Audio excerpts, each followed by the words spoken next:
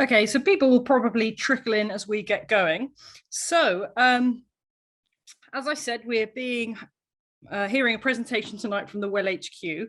I've had the real privilege of hearing this talk before when I was at St. Paul's. And I'm so pleased to be able to introduce Baz Moffat and Dr. Emma Ross to you this evening. They really are pioneers in this field, which is about putting the female back into the athlete and really thinking about what we need to do to really empower young women to be able to fulfill their potential in sport.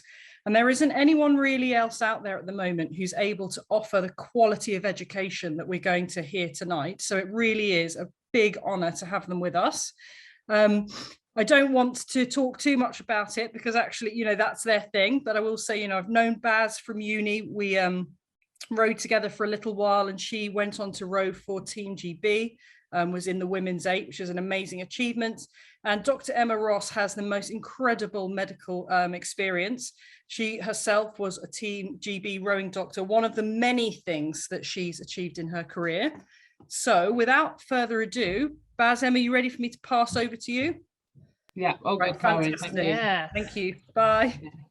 I'd forgotten for a moment that we went back to Bristol University on the River Avon doing our rowing together. So we've known each other a long time. Welcome everybody. My background was in rowing, and then after rowing I became a personal trainer and then had 2 children and got very interested in pelvic health for those of you that have had children for obvious reasons. And I got really into sort of women's health coaching and like how can we just coach girls and women better, and specifically around pelvic health. I met Dr. Emma Ross, who has been a lecturer and a researcher for 10 years in sports science. And then after her academic work, she went and worked at the English Institute of Sport for 10 years with the Paralympic and Olympic teams, doing absolutely pioneering work in the areas of female athlete health. Now, she's amazing, and you'll understand that when she starts talking, but actually what she was doing is shocking that it is pioneering, because really in this day and age, like, we should be doing a better job when it comes to training our girls and women. And then last year we launched the Well HQ, and we are here to help change the way that we engage with, educate and train girls and women throughout all the life stages and throughout all the levels. So from participation to podium, all the stuff that we're going to be covering tonight is going to be of relevance. Emma, can you start the presentation for me, please? So we like to start all of the presentations that we do, whoever we're talking to, we like to start with a question. And this question comes from a social researcher over in America. Some of you may already know who we're talking about, Brené Brown. She has loads of brilliant books and a brilliant podcast. And she says, to truly belong, we shouldn't have to change who we are, but be able to be who we are. Now, if we think about that question in the context of sport and exercise, and in the context of PE at school and games at school, we believe and know, like having talked to hundreds, if not thousands of women and girls in this area, that girls and women have to change who they are to be available in sport, because things like the kit doesn't fit them, the facilities isn't for them, there's no sanitary products in the bins, there's no female strength and conditioning coaches. All of these things mean that the whole of us cannot show up to the environment in which we want to function, and that's what we want to change. And there is a range of reasons as to why that happens, and we've kind of put those into 4 main gaps.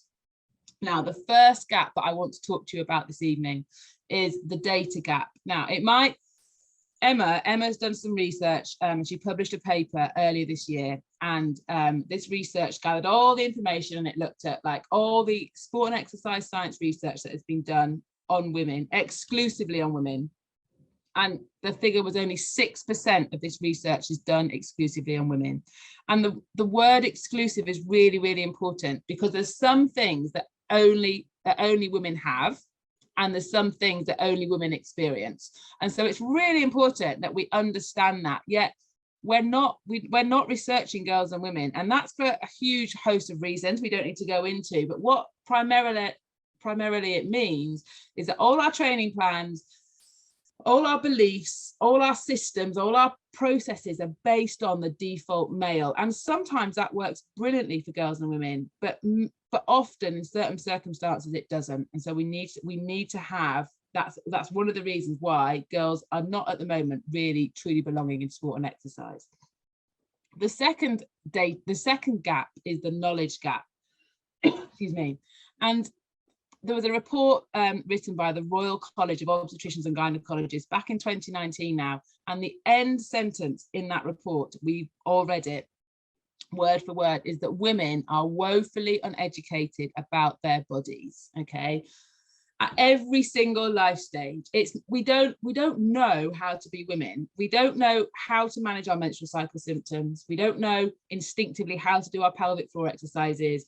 We don't know how to get pregnant or not get pregnant. We don't know when we're perimenopausal. And there might be some of you on this call that do know that. But as a population, we are really poorly educated.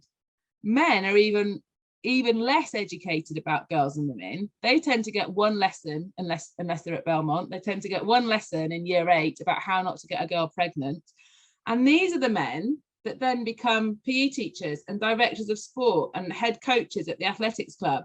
And they've never, ever been educated about actually like what it's like and what girls and women are experiencing. There was some research done in the States a couple of years ago now that looked at all the top universities. They're called the Power 5 universities. And these have highly educated coaches, loads of time, loads of ability to like read like very detailed textbooks and all that kind of stuff. And they went to them and they said, right, how many of you are applying a coaching girls and women in a female specific way? And only 3% of these coaches were. And when they were asked how many of you would like to, 50% would. So we know that there's just this complete lack of knowledge when it comes to women, men, and the people that are supporting our girls who are wanting to be great at sport. Okay, next slide, please. The two other gaps I'm going to talk about. The communication gap. Like all the stuff that we're going to be talking to you tonight and going to be talking to the girls about is really considered taboo, and it's really considered embarrassing, and it's full of shame and it's full of judgment. And how do we create environments where girls feel like they can really talk about these things and it not be considered a weakness, or it not be considered something that they should be ashamed of? And so we know right now we're not getting that right at all.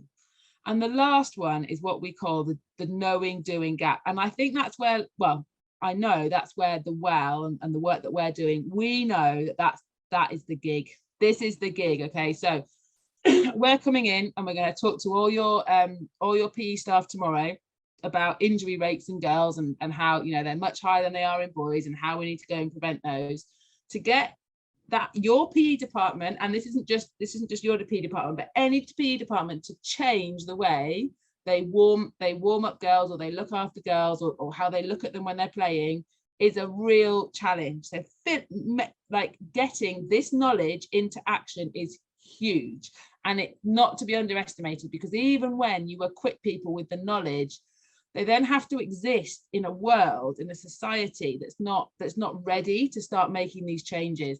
And so Belmont's making huge, like it's doing a huge thing, but this is going to be hard. It's going to be hard to change the way that people have been doing things for years and years and years. But we all have a role to play in closing this gap. And we're not going to close it overnight, but we all, you know, let's say our gap's this big, we all have a role to play when it comes to closing that gap. And the last quote I want to leave you with before I hand over to Emma is one by James Clear, who's written a brilliant book called Atomic Habits. And it's all about like, how can you, like, you know, how can you change your behavior and, like, you know, make things habit, make good choices habits.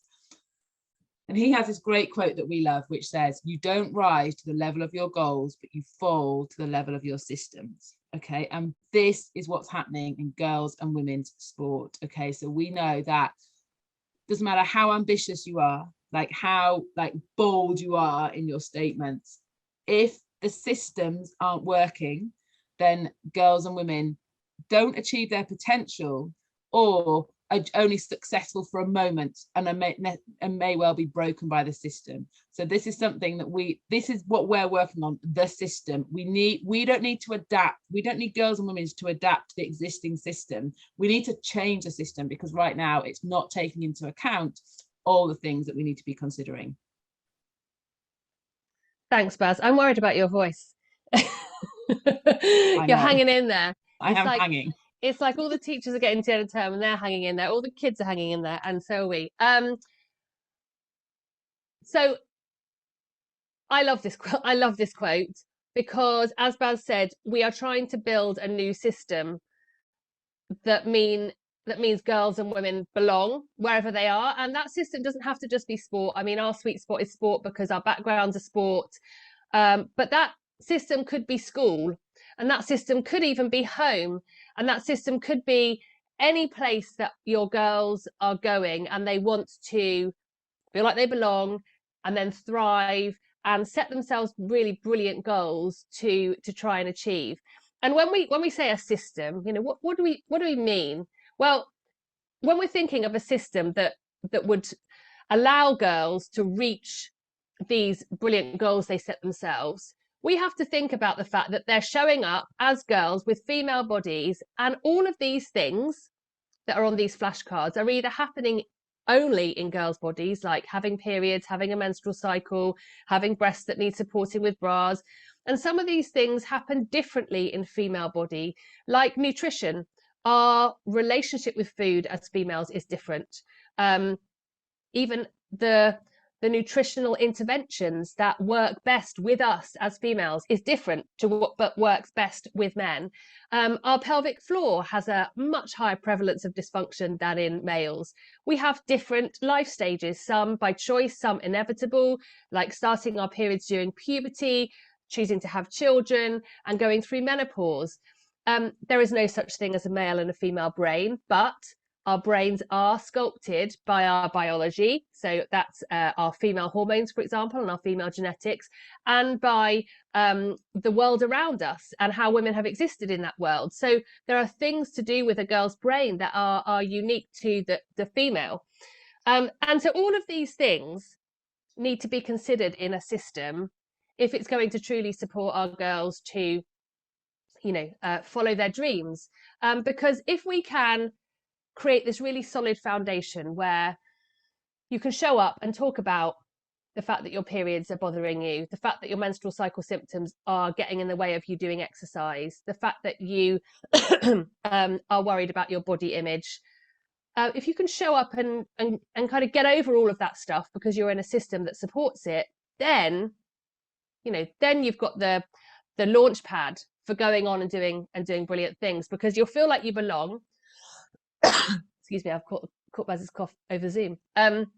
You'll feel like you belong because you'll feel like you're being seen, validated, and you will stay healthy, because all of these things are the building blocks of good health, particularly that top line of good health in our girls and women. And if you feel like you belong and you feel confident in an environment and you're a healthy female, you're going to perform well in whatever you're doing, whether that's sport, whether that's participation and exercise, whether that's school, whether that's music and arts. And as Baz said, we have a duty of care to look after girls when they are in our system, whatever that is, as a teacher, as a coach. Because if we ignore some of these things, and I'm going to highlight some of the challenges around things like menstrual cycle and nutrition later on in this session, if we ignore them, they don't just mean that the health of our girls is affected now. It doesn't just mean that the psychological health of our girls is affected now. It means that that is affected for sometimes the rest of their life. The sort of consequences of not getting this system right means either the health behaviours of our girls are affected, or their actual health is impacted across their life. So there's a lot of motivation there, isn't there, to build systems which really take care of our girls. And the reason we're so obsessed with those sort of topics on the flashcards is because, not just because I come from a system, one of the world leading high performance system. I worked alongside the Olympic and Paralympic system and Team GB, and we were ignoring menstrual cycles and sports bras and pelvic floors and female-centric nutrition. We were ignoring that in that amazing world-class system until I started shouting about it, and people went, oh yeah, I guess a female body is kind of different from a male body. And here we were talking about marginal gains and making rounder wheels and making more aerodynamic helmets, and we were ignoring fundamental parts of what it was to be a woman. But even in participation, we see that these things that are sort of overlooked in terms of supporting this female body, these things are stopping girls from being active and from establishing long relationships with physical activity that see them well throughout their life, so that they can stay healthy and happy and into their later life. So we're losing nearly 70% of our girls to sport and physical activity by the end of puberty, by the end of their teenage years. And some of the reasons, obviously a very complex picture about why girls drop out of sport, and it's always going to be a number of things that add up. And finally she goes, you know what, sport is just another thing that I do not need right now. But what we do have insight on is that lots of girls won't do sport when they're on their period. And lots of girls drop out of sport completely when they've started their periods because it's just too hard to manage. They get symptoms of their cycle and it's all a bit much, and they don't think that moving is a good idea. And I'm going to put that straight today. We know that lots of girls won't talk about that. So instead of saying, I've got period pain, I don't want to do PE today, they'll just say, oh, I've hurt my knee or I forgot my kit. And so they're lying about it. So instead of being able to support girls in the truest sense by knowing what it is that's wrong and then therefore building strategies to help them, we can't, because we're not encouraging open conversation about these topics. And if you've got 3 girls who could come to you and say, I don't want to do PE today because I'm on my period, being able to have a conversation about that is so important, because those 3 girls might have 3 very different reasons for not wanting to do sport on their period. So one of them might have really heavy periods and say, I just find it really hard to manage my period with period products, and I'm worried I'm going to leak, and I don't want to go outside and run around and be far away from a toilet. Another one might say, I get terrible period pain when I'm on my period, and that means it's really hard to even stand up, let alone move around. And another one might say, I just feel really tired and groggy when I'm on my period and I don't feel like moving. So those are 3 very different stories. And if we're not having conversations with girls about what they're experiencing as part of puberty and as part of their menstrual cycle and having periods, then we can't help them. So we really have to, and it's a very easy thing to say and a very hard thing to do, create environments where girls, I was going to say feel comfortable talking about it. I've never met a teenage girl who feels entirely comfortable talking about her periods and what product she's using and how heavy her flow is. But to be able to do it and have confidence that you, the other person, whether you're a teacher or a parent, are not going to judge, are not going to fall apart because of embarrassment, and are just going to hold a space to hear her. That's a really, really, really great place to get to. There's some great research in 11 to 18-year-olds looking at the breast and bra behaviour when girls are doing sport in their teenage years. And 46% of girls in this study avoided exercise because of their breasts, mostly because of embarrassment, because they showed through kit, because they moved, they bounced. The girls didn't know how to stop that happening. They might be painful, they might have grown, and they were stopping them doing exercise. And only 50% of the girls in that study were wearing a sports bra, so wearing the right equipment to support breasts during sport. So lots of things, and there, the list goes on in terms of body confidence, body image. In puberty, we have a really vulnerable situation where girls physically and emotionally are going through lots of changes, and suddenly sport becomes the last thing they want to do, and we have to turn that around. It's a real crisis in terms of the health of those girls throughout their life. Some research by Women in Sport recently have called this the missed generation, because we haven't been paying attention to them. We've let them go from physical activity and sport, and that will go with them for the rest of their life in terms of what they love to do, how they love to move. So we really need to get to grips with supporting girls through puberty and encouraging them to stay in love with their body rather than fall out of love with their body. And again, easy to say, really hard to do, but like, let's start having the conversations about it.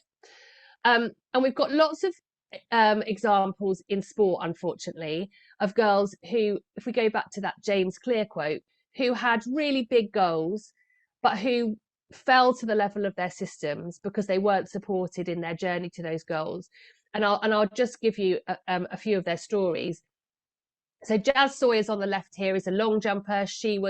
Her first Olympic Games was the Rio Olympic Games. She was in the form of her life, very much expected to make the Olympic final on the biggest stage of the world and of her life.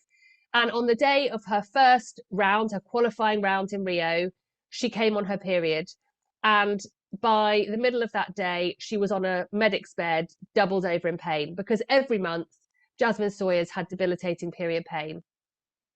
And she reflected on this whole experience when she got back, and she wrote about it in the press. And she said, how ridiculous that my biggest dream was shattered because of, oh, that's unlucky that the day you were meant to jump was the first day of your period. She's like, it can't be like this. And she was exploring why it was. And she said, I'd asked for help. You know, this is something that I knew it was happening, obviously. I'd asked for help.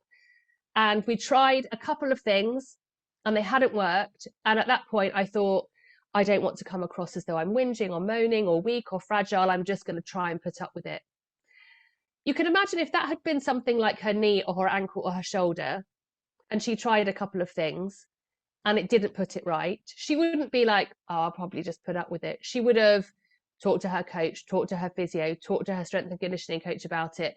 They would have given her potions and lotions and creams and electrical stimulation and strapping and manipulation and whatever. They would have tried everything. But we don't do that for menstrual cycle symptoms. Yet they're holding women back from achieving their brilliant dreams. If we go over to Holly on the far right, the rower, Holly came to work with me because she, as part of her menstrual cycle, she had really debilitating breast pain that stopped her finishing the rowing stroke. And every month for a few days, she wasn't able to perform the quality or quantity of training she needed to because of breast pain. And that again seems absolutely bonkers. So we actually were able to work with her and make her a really brilliant sports bra, because breast support is a really good solution for breast pain. And she actually now, you know, uses that bra at a time she needs it and gets on with her training as she should do. And in the middle, Bobby Clay was an aspiring middle distance athlete. She was on the pathway to be on a fully funded program, and she didn't start her periods when she was in her teens. So everyone else around her was starting their periods, and Bobby Clay didn't start her periods. And she was in a system where she said, is it all right that I haven't started my periods yet? And people said, yeah, you know what, it probably is actually, because in sport we've heard that losing your periods and not getting them when you're in your teens is fine. It just means you're training really hard. And this was a myth that perpetuated sport for so long. And even now in the corners of sport, you'll find that it still exists, but it's absolutely incorrect. The reason you don't start your periods in your teenage years and during puberty, if you're an athlete like Bobby, is because you're training so hard, but you're not fueling your training well enough. And your body does not deem you to have enough energy to start a menstrual cycle, which could end in pregnancy. Obviously, it doesn't usually end in pregnancy, but so you just suppress your reproductive function as a female. And this, I'm going to mention it later, has catastrophic consequences for lots of parts of our body, because the hormones of the menstrual cycle are absolutely integral in growth and development. We want our girls to be going through puberty. We want them to be starting their periods, because the hormones of the menstrual cycle help us build strong bones, strong muscles, good heart health, good brain health, good breast health. They're really important. And with Bobby Clay, she didn't have those hormones. She didn't build strong bones. And by the time she was 20, she had osteoporosis. And she ended up having to obviously drop out of the sport. She had something like 5 fractures within a season. and is now on the road to recovery as a young woman. So the system let these girls down, right, by not paying attention to their female bodies. And the same is true not just of elite athletes, but of school athletes, and girls wanting to do school sport. And we hear lots of examples of girls who go into particularly into their secondary school, sometimes on sports scholarships, sometimes completely addicted to their sport. And as their body changes, their periods start, their breasts grow, their body changes shape, and suddenly they don't feel sporty anymore. Things are barriers to them being active. And even the most sportiest of girls end up dropping out. So we've got some work to do, haven't we, to really create this system where that is not even on their mind. They know that these things aren't a barrier to them doing sport. And one of the things we're going to be talking to the girls, we're talking to year 5, 6, 7, 8 tomorrow about is the menstrual cycle, because one of the sort of defining features of puberty when you're in your teens and everything's changing is starting your periods. It's a big deal. And even though we try and say, oh, it's not a big deal and it's just part of being a woman, and it is, that's brilliant, but it's terrifying, it's weird, it's gross, it's all of those things to girls when it starts happening. And I think it's okay to be honest about that, because actually what we need to do is reframe our girls' attitudes to the menstrual cycle and their periods to be more positive, but also to be really honest about some of the bits of it which are tricky to manage and get to grips with. And the reason I talk about the menstrual cycle and not just periods is because the period is the thing that we become obsessed with, and is the thing that we're waiting for to arrive, and we have to manage the blood, and we have to manage the products. But actually the periods are just one part of an amazing cycle of hormonal fluctuation. And if you've got girls and they're of this age, I mean, these hormones can sort of kick in anytime from 8 onwards, and across puberty girls can start their periods any time from 8, but usually around 11, but right up until 16 would be a normal range. So everyone's very different. But even before periods arrive, the cycle of hormones that's getting ready to create this menstrual cycle starts kicking in, and hormones start fluctuating, and these hormones affect us across our whole body, physically and emotionally. So we have receptors for the hormones of the menstrual cycle in our bones, in our muscles, in our brains, in our gut, in our blood vessels. And when those hormones are high, we feel it and it affects us physically and emotionally. And when they're low, we feel it and it affects us physically and emotionally.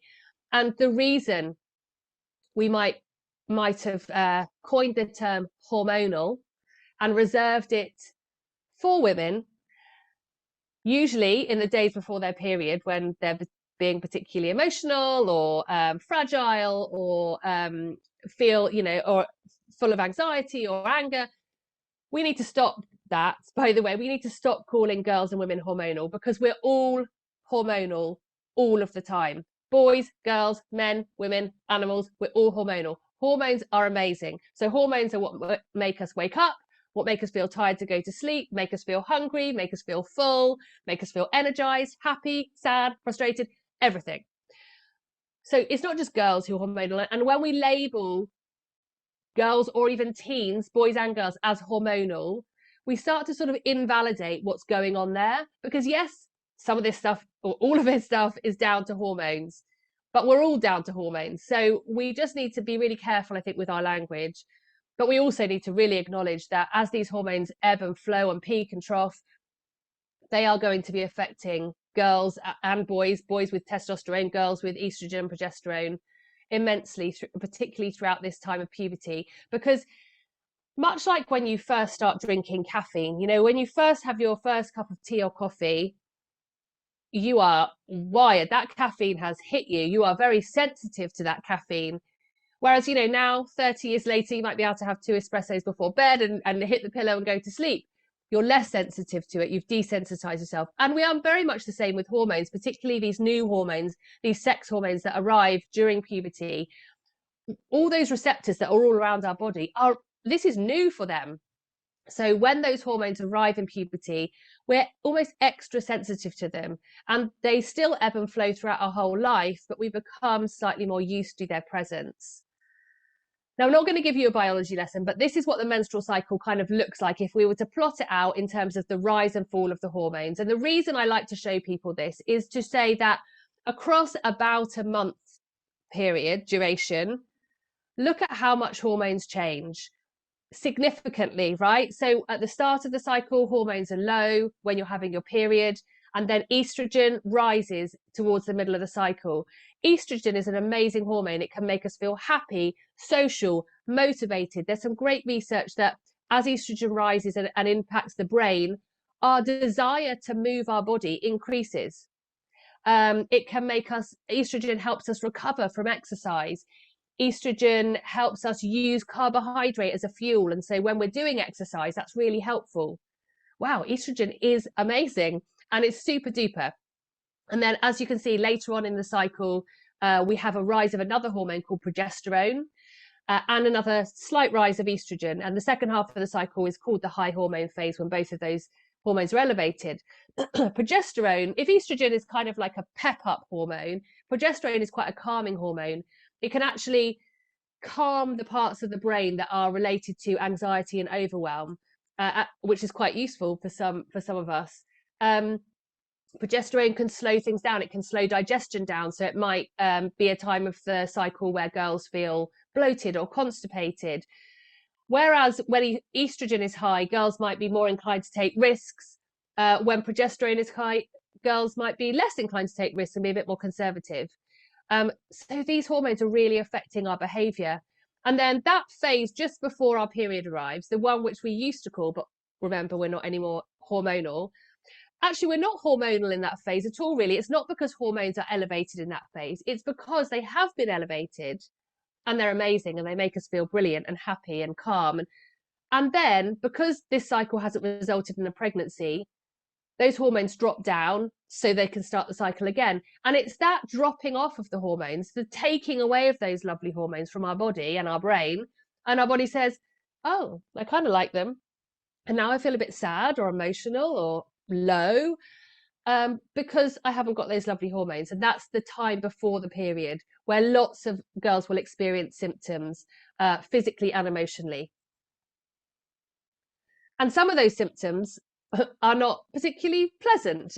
Girls might experience like gastrointestinal symptoms, anything from bloating through to having a diarrhea, having constipation, feeling nauseous. So like a real wide range. And when we say every girl and every woman's experience of her cycle is different, it really is. You can have someone who gets a really upset tummy just before or during her period and someone who becomes constipated. There's kind of, there is a rhyme or reason, but it can be very varied. Girls can get backaches or joint aches, headaches. We've already mentioned breast soreness, food cravings, and across the cycle, those hormones affect our blood sugar, our ability to control our blood sugar. So that's where the cravings come from, because our blood sugar drops off. Can feel really tired, can get very low mood. We can feel anxious or overwhelmed. And we can get the classic, classic period pain, for example. So when I'm selling this to the year fives tomorrow, I mean, I'm not going to go down well if I'm like, here you go, girls, this is what awaits you. But I think we have to be really honest that this does happen, right, in a cycle. My biggest mission is to make sure we don't just put up with it, because for lots of these symptoms, there's something we can do about it. If we know what they are, if we know when they're coming, and we try to find out what works for us. So we don't have to put up with all of this rubbish. There will be some times where we have a bit of pain or a bit of tiredness, just like in life. But if it's very debilitating or it's really getting in the way of your girl's school or sport, then we shouldn't have to put up with it. But we also have to sell to our girls that those very hormones that were causing some of those challenging things also do this. They make us feel happy. They make us feel motivated, take risks, recover really well, be focused on our work, feel social, feel tolerant, feel energized, feel resilient. And we don't tend to thank our menstrual cycle for these things when they happen. When we have days when we're feeling on fire, We don't say, oh my God, I'm probably in the middle of my menstrual cycle right now. But when we're feeling a bit rubbish, we'll always say, oh, it's the day before my period. It's really rubbish. So we need to get girls to understand that their menstrual cycle is giving them lots of brilliant things and some challenging things. And let's work on the challenging things, but let's also remember and lean into all of these brilliant bits. It's really good idea just to know what's normal for your girls, because when they start to deviate from what's normal, then we can recognize it and do something about it. So the length of their cycle should be arriving regularly. Now, in the first few times they have their period, it won't. It kind of splutters into action for some girls. For some, it starts very regularly. For some, it might be quite irregular for a few months. But within the first year, you should have established a really regular cycle, but they can be quite long at this time of a teen's life. And as they have more years with their menstrual cycle going, they might move closer to 28, 32-day cycle. Their period should be about 5 days of bleeding. Anything up to 8 would be considered normal. And really importantly, they should be able to go about 3 or 4 hours without changing a period product. And the reason I mention that is because lots of girls, particularly in their teens, suffer from heavy periods. And that's really important to know about, to be having conversations about, not just because the headspace that takes up when a girl is worrying, even as soon as she's changed her product and put a new one in. Oh gosh, will I last an hour? Will I need to go back to the bathroom? How am I going to tell Miss I've got to leave a lesson? And is it going to leak through? So to be able to support that's really important. But also, if our girls are having heavy periods, they are at greater risk of iron deficiency anemia. And if they're very sporty girls who are having heavy periods, they are at the greatest risk of iron deficiency anemia. And the reason I mention that is because the symptoms of iron deficiency are really like sort of the opposite of what we want to feel like in school and in sport. So the symptoms are lethargy, tiredness, confusion, dizziness, lightheadedness. And if you have heavy menstrual bleeding, then and you have those symptoms, it will be a good idea to go to the doctor and get iron checked. And as I said before, the symptoms of a cycle should be mild and manageable. So they shouldn't interfere significantly with daily life. If you are doubled over on the sofa, requiring a duvet day every month, then we need to do something. We're not just going to put up with that. We need to do something about it. And one of the things we need to get our girls out of the habit of is using their body as an excuse not to do PE. So using their period as an excuse. Now, I'm not saying that girls don't feel terrible when they're having a period. In the early years of having periods, like I said, we're very sensitive to the hormones and we're very sensitive to the symptoms. So our symptoms can be really rough. First, let's try and sort that out. Let's try and do some things about it. And let's not be unsupportive when a girl comes and says, I don't feel like doing PE today. I feel really awful. But let's try and send out the message that moving your body is always a good idea. So moving our body releases endorphins, and endorphins are nature's painkillers and nature's mood elevators. So those two things are really good when you're having period pain or feeling down or low or tired because of your period. So let's get people moving. And it might be that if you've got bad period pain, you do not want to do a bleep test or a shuttle run up and down the hockey pitch. And I can understand that.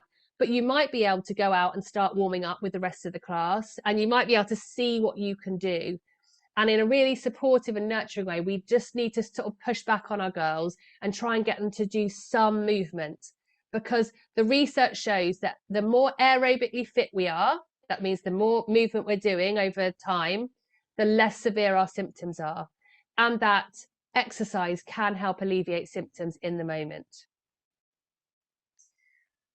We need to give our girls lots of information about managing periods, because unlike when I started my periods and all there was the tampon lady showing us the tampons and then a big old pad that we got to use, and we had to choose either. And I found it really difficult to use tampons when I was a teenager. Like many girls do, inserting them is an art, and some girls get it straight away and some girls find it really tricky. But that was it. That was my option. And so if I wanted to do sport, if I wanted to swim and I couldn't use a tampon, then I was really stuck. Nowadays, there is amazing technology out there that has created period underwear. And no doubt lots of you will have heard of it because it's really on our radar now. Modibodi are a great brand, but there are lots of different brands, and there's lots of different pricing through to the high street, and Primark are now doing period underwear. I like Modibodi. They do a teen range, and their technology is brilliant, and the pants, you barely even know that you're wearing an absorbent material. They make period underwear now that can be worn for 12 or 24 hours, which blows the mind. I mean, blows the mind. So suddenly you've given girls so many more options in terms of not having to rush around and change products, carry products with them. There are obviously some washing needs of period underwear that you have to help your girls with, but they're a really great option, as well as the more traditional approaches. And those very period underwear people also make period swimwear now. And I'm going to take it into the girls tomorrow and show them, because it's amazing. It's a swimming costume that will absorb your period whilst you're wearing it. Bonkers.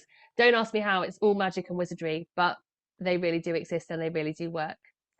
And we also encourage the girls to carry caught short kits on them. So, don't get caught short. Carry whatever products you want in a little purse, in your bag all the time, even before you started your period, so that when you do, wherever you are, you'll have something with you. And I like always to recommend Fab Little bags, because they are little bags that you can dispose of your used period products in. You put your used tampon or pad in it, you peel off the seal, you close it, and you can put that bag anywhere. You can put it in your pocket, you can put it in your bag, your handbag, your kit bag. It won't leak, it won't smell until you find a bin nearby wherever you're going. And the reason I talk about these is because when we work in sport, girls are often going off to venues where the facilities for women, particularly in terms of sanitary bins or any toilets or any toilet roll, are sometimes really bad. So having these as part of the caught short kit is really useful. In terms of managing symptoms, I said we shouldn't be letting our girls be, put up with symptoms. There's no one size fits all approach, I'm afraid. It's kind of one of those things that you have to try a few things and see what works. But at the very pillars of having a healthy cycle and not having severe symptoms is having a good balanced diet. Unfortunately, that's boring, isn't it? And hard to get kids to eat. But having a broad diet, vegetables, carbohydrates, proteins, fats, all the right things on the plate.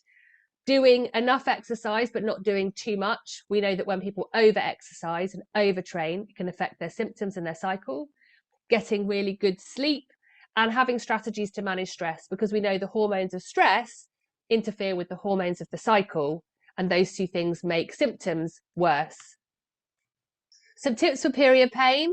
If you've got girls who like to, and you are happy with them taking ibuprofen or naproxen or Nurofen, those type of painkillers, they're called non-steroidal anti-inflammatories, are brilliant if you take them proactively. And by that, I mean, not the girls tend to wait until they're absolutely in excruciating pain and they think, oh, now I'll take a pill.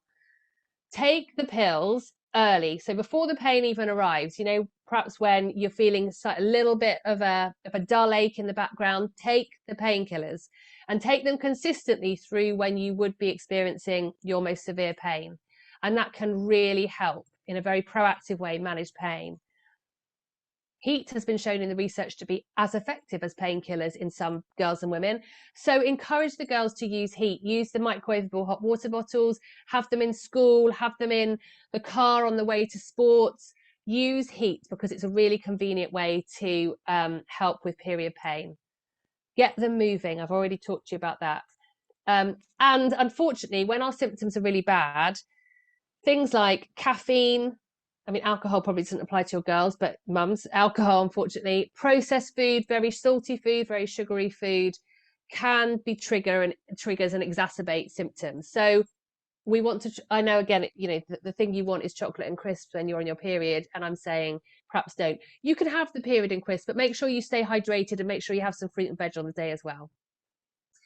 And if you Google yoga for period pain or yoga for period symptoms or yoga for PMS, you'll get some great yoga moves that the girls can do when they get up in the morning, before they do PE, in the break times, whatever, that have been shown to really help with those symptoms. And we really encourage girls to track their cycle. In the beginning, it might be slightly irregular and random, but that's okay, because over time you'll start to see it becoming more regular. And understanding that they're having a regular cycle, whether their period is heavy or not, what symptoms are cropping up for them, will allow them to choose what to do about it. So to choose, like, actually, my period pain is really bad on the first day of my period. Okay, let's work on that. Let's work to try and stop that happening. I love the Clue tracker app. It's on a phone, so you download it, it's free. The reason I love Clue is because it's really easy to use. It's really easy to look back on your cycles and see what was happening. It's really easy to look forward and see when your next cycle is about to arrive. And Clue don't sell your data. So menstrual cycle data isn't considered medical data and is completely up for sale. And that feels a bit weird. But Clue only use their data in collaboration with people like Harvard for research into women's health. So it's brilliant. Conscious of time, I do like to talk about these topics. I've already mentioned how important the hormones of the menstrual cycle are. And that means that having a period, having a menstrual cycle is a vital sign of health for girls. So like I said about Bobby Clay, her periods didn't start, and that actually meant that her body was unhealthy. When periods do start, but then they go missing or they become very irregular, that means that the body in some way is not coping with what's being thrown at it. But if a period arrives every month and its symptoms are mild and manageable, then that is your body's way of saying, good job, this month was all right. Like, you managed your stress, you did enough exercise, not too much, you ate kind of the right stuff, and we're okay. And because of the fact that it's a vital sign of health, it's also a really good signal to athletes and really active girls when they're getting stuff wrong. So when they're getting their fueling wrong, when they are not eating enough or eating at the right times, because if they consistently undereat and overtrain or overexercise or overstudy or be overactive, their periods will start to show that. So what we want to do on any given day is have a really good balance of the energy that girls are taking in, so that's what we're eating, and that balances the energy that they're expending by being alive and just functioning, by being at school and running around with all of their clubs and life, and then if they're sporty, all the exercise they do. And those things have to balance. And if on any given day, the food doesn't quite match the energy expended, you're going to be in energy deficit. And if you continue to do that day after day, that will affect your menstrual cycle and consequently affect the whole of your body. So we know that girls sometimes don't get their fueling right, their eating right, their energy right, either unintentionally. So they're rushing around, they forget to grab a snack before they're going to after school sports club.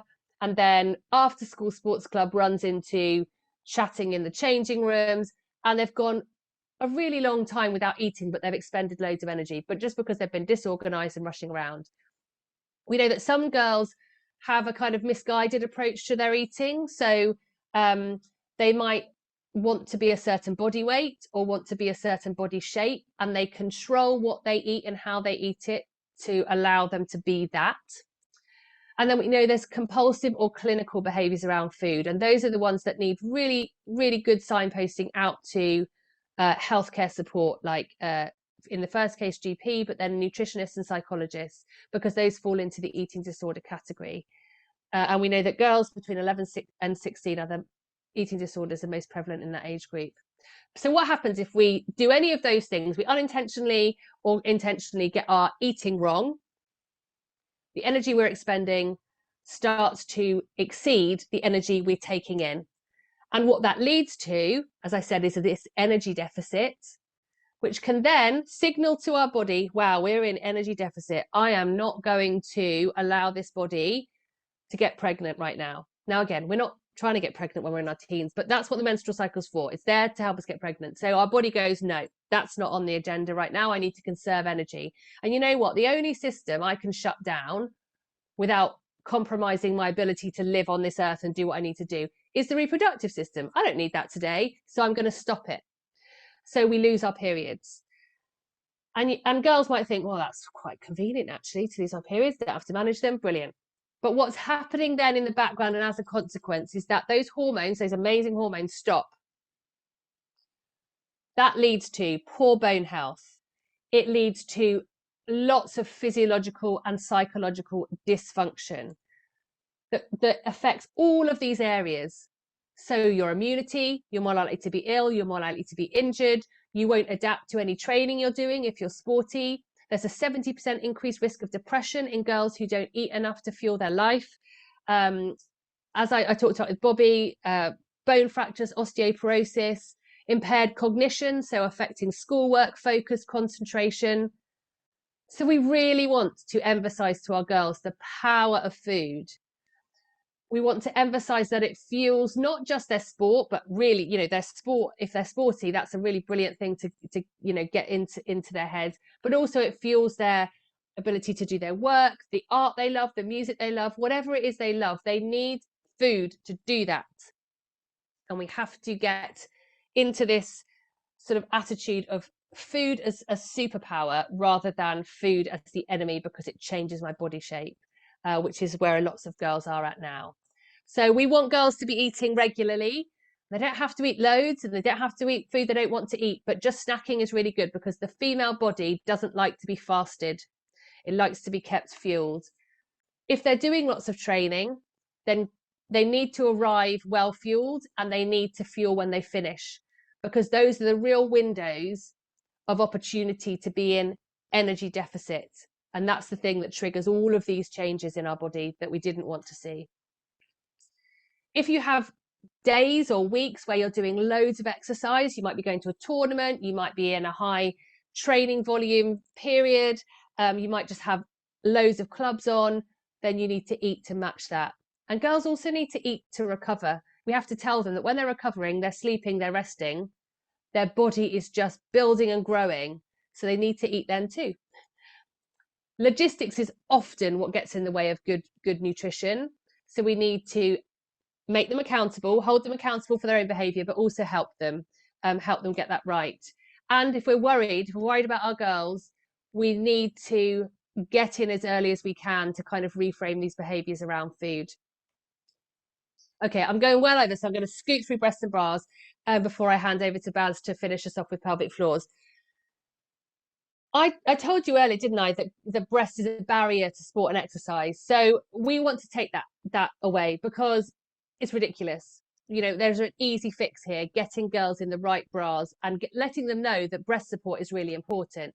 So we know that lots of girls have concerns over their breasts when they're doing exercise, and lots of girls avoid physical activity because of their breasts, but not a lot of them are wearing a sports bra. But when asked, loads of them said they wanted to know more.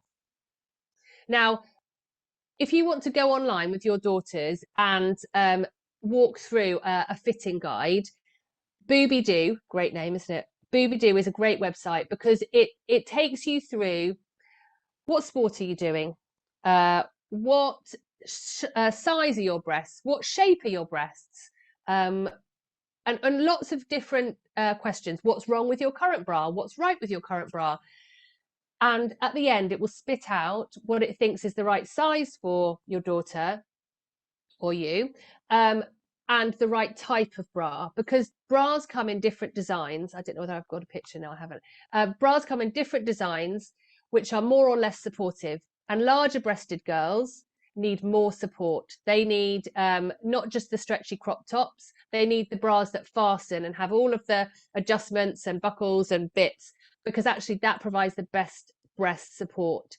So go on to Boobie-Doo, find out about the range of sports bras that are available, and they've got loads of resources on that website about your first sports bras for teens, best sports bras for horse riders, hockey players, etc. You get the gist. It's all about the bra. We know that girls who have got a D cup or above breast are doing 37% less exercise. And we know that breast pain happens in around 50% of girls. So when you exercise, your breasts start moving, they're painful. So painful breasts, uncomfortable breasts, moving breasts are all reasons why our girls might not want to do exercise or might be feeling embarrassed or as a barrier. And we can fix that with a good fitting sports bra. And nowadays also there's lots of companies who will do online fitting consultations for you. Boobidoo, the website, does it. A brand called Marie has Mary, who does your fitting online, and they're brilliant because you can actually just show up in the bra that you want fitted, and they will show you whether it fits well and what's wrong with it and what size you might actually be.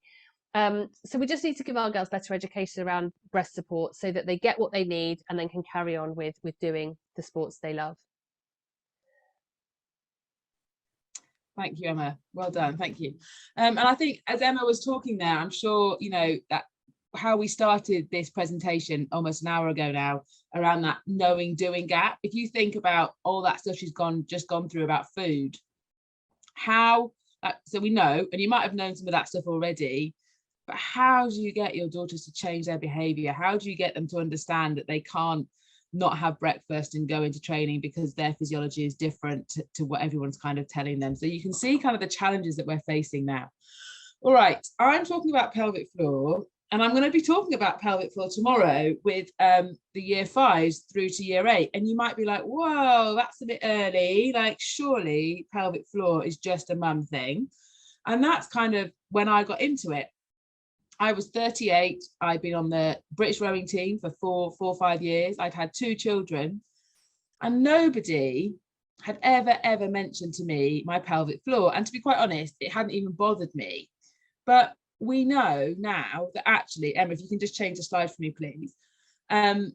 We know that actually it's not just a mum thing. It's not just an older woman thing. And in fact, there was a brilliant article published in the Telegraph a couple of weeks ago called, and the headline was "Urine Flying Through the Air." And it was written by Fee Thomas. And it was all about how 80% of gymnasts and trampolinists experience urinary stress incontinence during training or competition. And this isn't, and this is like young athletic girls who have never had children. So that the average statistic is 40%. So if we look at all the sports, around 40% of girls and women will be having stress incontinence during training or competition. But as I've just said, the higher the impact of the sport, the higher the likelihood that this is happening. And I know from working with lots of mums that this is a real issue for girls as well. And it might not, your children might not be talking to you about leaking during their activity, but they might be bedwetting. They might have a fear of going to the toilet. They might not like to empty their bowels. They might be stopping physical activity because of that.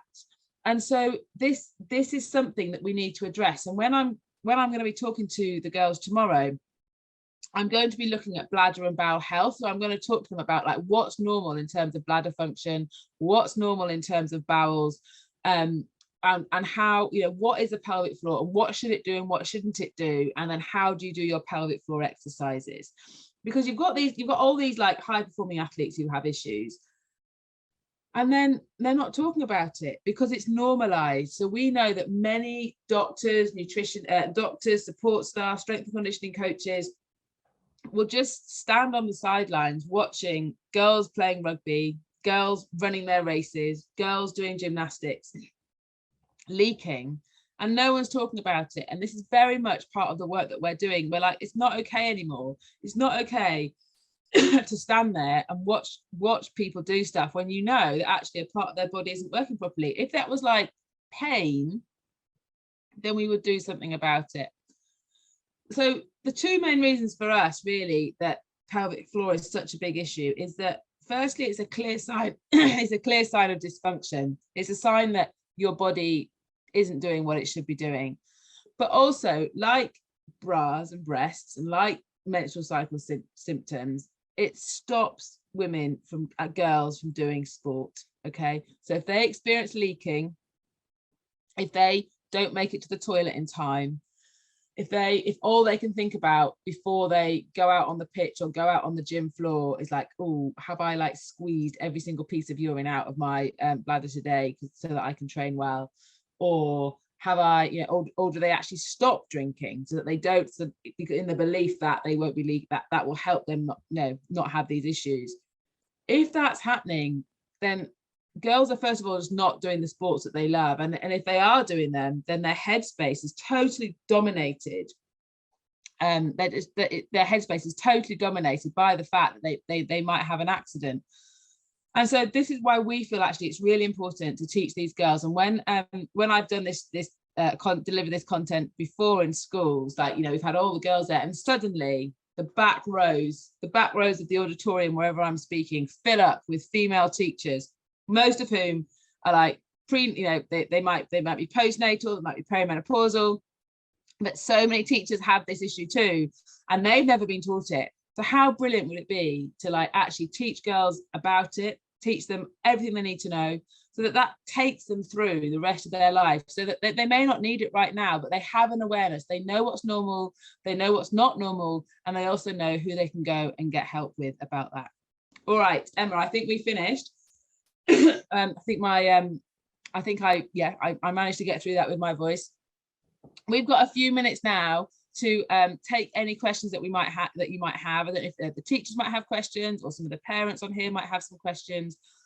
But as we said, we're talking tomorrow. We've got half a day with the prep school girls, and then we've also coming back in November the 16th, to talk with the older girls, and we'll be covering all the topics that we've talked about today when we go into the senior school. But we'll also be covering hormonal contraception. We'll be doing nutrition, we're doing menstrual cycles, we're doing pelvic floor.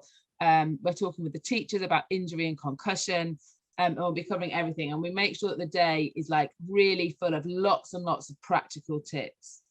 Karin, what is the best activity for girls who have really bad cramps? So let's say a girl who's been honest enough, Emma, and said, you know what, miss, like, I've just got really bad periods and I don't want to do PE today. So again, there's no quick fixes, although heat and painkillers are brilliant, but heat alone is brilliant. Doing some of those yoga, and the reason yoga is good is because it improves blood flow to the tummy area, and blood flow is good. It actually provides warmth, so it's kind of doing the same thing as heat. So getting them to do any stretch that stretches out the tummy but also allows blood flow to it, like the yoga moves, is really good. But really kind of taking a step back and saying, is there anything we can do about these cramps? And looking at diet, for example. So there's good evidence behind magnesium, calcium, turmeric, omega-3s as being really good at helping to make cramps milder.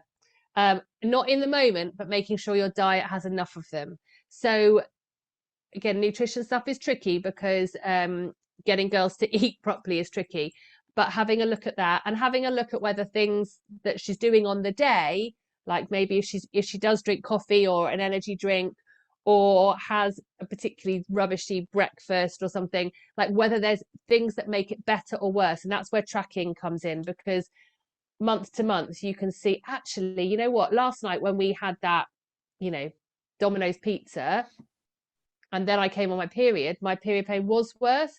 And just putting two and two together. So there's things you can do in the moment, like heat, stretching, yoga, painkillers, and there's things you can do over time that might actually help. What would you recommend teaching boys about this topic? It's a really great question, because tomorrow we're just taking the girls and the boys aren't in these sessions, and it kind of is almost the opposite of what we want to do, because we want boys to be in this session. We want boys to hear about the menstrual cycle and how hormones affect our bodies, and how girls have periods and how they need to manage them, and about breasts and bras, because these boys are going to be around girls, and we don't want it to be silent or sniggering or shameful or embarrassing or just completely unknown. You would be so surprised at the amount of men we meet who have never heard some of this stuff because they were not in the rooms when these conversations were happening when they were growing up. So I think we need to be having really open conversations. And I think girls need, you know, over time, we need for girls to be really confident and comfortable talking about periods and bras and pelvic floors in front of boys, and for curiosity to, you know, create conversation. But in the very first instance, I think it's good to have girls in a safe space where they can ask questions and just kind of not know that there's not boys over here who have got their own questions and they'll be different. So keeping them apart for some of it is okay, but not at the expense of telling the boys, but just meaning that you're having the conversation with the boys and allowing them to ask their own questions. It's about creating safe spaces for both, isn't it? And it's about saying, you know, like the boys need to be able to not feel they're going to be laughed at by the girls for asking silly questions. And I think at home, it's about being really open, isn't it? And it's just about, you know, like, it's about if they pick up a menstrual cup or they pick up a tampon and they say, oh, what's this? And you just say, oh, it's, you know, mummy has her period once a month or whatever it might be. But it is normalizing it and not stigmatizing it and not doing special lessons on, you know, obviously that's going to happen in a school environment, but at home saying like, it's not, this isn't special. We don't have to like have like the period talk. We can just like, this is just part of what you know, what we're doing. Right, we've got another question. Is there an age that girls shouldn't use tampons? Are they ever too young? Not really, no. So the only reason they won't probably use tampons when they're younger is because it's really hard to get. They're probably not familiar enough with their anatomy and what's happening with it and where to, you know, how to put it in and comfortable enough with that. But actually, you could use the tampon on your first period and there was no danger, there's no, you know, ill effects. It's more about, you know, the headspace you have to be in and how confident you have to be handling your own body and, you know, handling putting things inside you when you're having your period. But once you get past that, you know, tampons are amazing for girls because they just are, you know, slightly, for some, using pads can feel quite bulky and there's certain things you can't do when they show. So yes, you can use tampons at any age. You can find now tampons of varying degrees of, you know, organicness and you know, being good for your body. So we now know that there are quite a few chemicals in the earlier forms of tampons, and now lots of companies are making really brilliant tampons that are very organic and chemical free, essentially. There's a question here about the pill. Is there an age that is too young to go on it? So the pill, there's no one answer for this.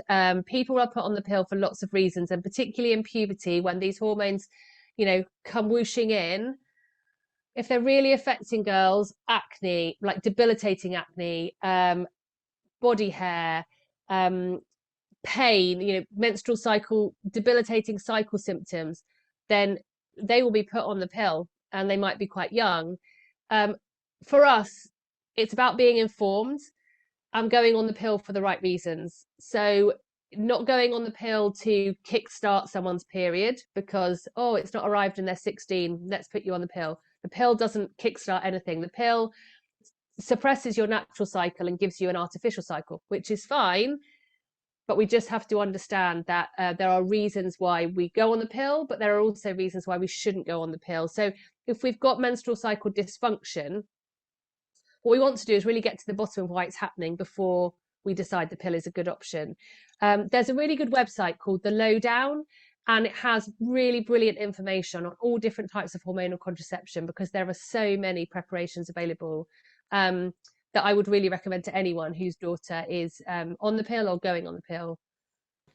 Okay, another question, Emma. I don't know the answer to this. Maybe you do. Can laser hair removal be used pre-puberty or when the period starts? I mean, I've never been asked that question, but body hair arrives as one of the earlier things that happens in puberty is body hair, as in legs and arms, and then underarm, and then pubic hair slightly later. So it's all part of that puberty process, and the hormones are the things that are making that happen. So if you laser it too early, I'm sure you're not going to catch it all. But also, I wonder if it's for excess hair, and if you've got lots of body hair, that can be an underlying hormonal issue. Things like polycystic ovarian syndrome, one of the symptoms is excessive body hair, and there are things that can be used to help that.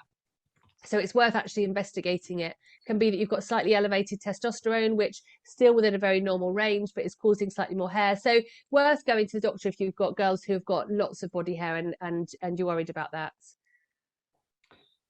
Brilliant. I think we're done, Emma. Well done. So Good I'm job. I'm looking forward to terrified tomorrow. and excited, Yeah. scared and excited about tomorrow to see your girls. I know we always love going to schools because once you break down that initial embarrassment, it's really lovely to be able to talk to girls about their bodies and get them to better understand them. It's very exciting. Yeah, brilliant. All right, well, look, thank you very Okay. much. Well, we've recorded tonight, so we'll make sure you get the recording if you want to look at it. And thank you very much. And we hope your girls enjoy tomorrow as much as we will. All right, good night. Take care. Bye.